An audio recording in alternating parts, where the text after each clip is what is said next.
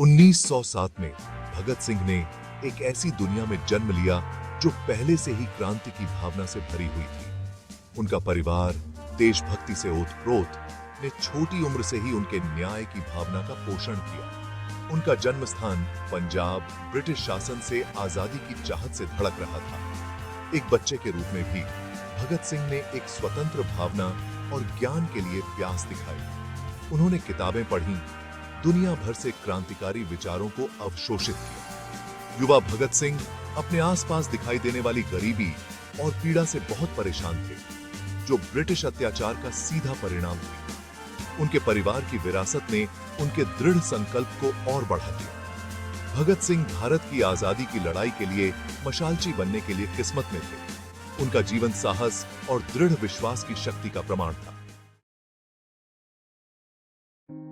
1919 का साल हमेशा के लिए युवा भगत सिंह की याददाश्त में एच्ड हो गया।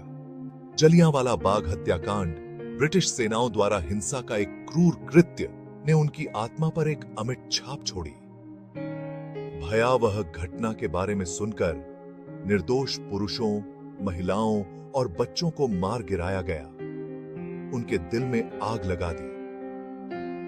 भगत सिंह हत्याकांड की जगह अमृतसर गए।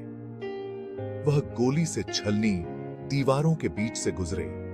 हवा मृतकों की खामोशी से भरी हुई थी।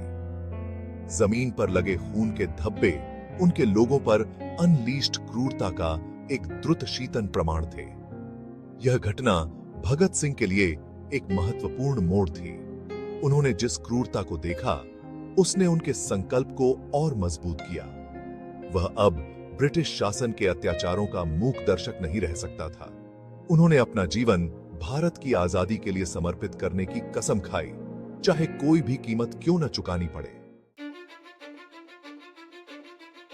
भगत सिंह की क्रांतिकारी भावना को अपने जैसे ही जुनूनी युवा देशभक्त मिले। उन्होंने सुखदेव और राजगुरु जैसे अन्य भावुक युवा देशभक्तों के साथ सेना में शामिल हो गए। साथ में उन्होंने एक नए भारत की कल्पना की, जो ब्रिटिश साम्राज्यवाद के बंधनों से मुक्त हो। उनकी पसंद का हथियार क्रांति।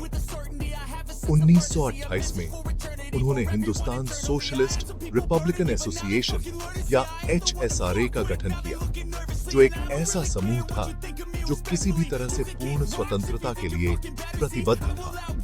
HSRA सशस्त्र विद्रोह में विश्वास करता था। इसे एकमात्र ऐसी भाषा के रूप में देखता था जिसे अंग्रेज समझते थे। उनकी विचारधारा स्पष्ट थी, ब्रिटिश राज को उखाड़ फेंकना और एक समाजवादी गणराज्य की स्थापना करना।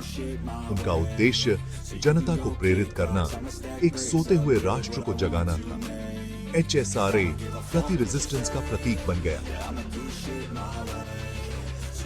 एक उज्जवल भविष्य के लिए आशा की किरण। साइमन कमीशन भारत में किसी भी भारतीय प्रतिनिधित्व के बिना सुधारों का प्रस्ताव करने के लिए अंग्रेजों द्वारा भेजा गया एक समूह व्यापक विरोध प्रदर्शनों का सामना करना पड़ा। भारतीय स्वतंत्रता आंदोलन के एक प्रमुख नेता लाला लाजपत राय ने लाहौर में आयोग के खिलाफ एक शांतिपूर्ण प्रदर्शन का नेतृत्व किया।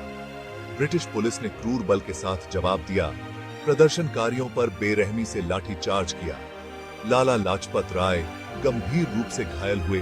हफ्तों बाद उनकी मृत्यु हो गई। उनकी मृत्यु राष्ट्र के लिए एक आघात थी। ब्रिटिश शासन की मानवीय कीमत की एक कठोर याद दिलाती है। HSRA में भगत सिंह और उनके साथी लाला लाजपत राय की मृत्यु से तबाह हो गए थे। उन्होंने इसे न केवल एक क्षति के रूप में देखा, बल्कि एक कोल्ड ब्लडेड हत्या के रूप में देखा।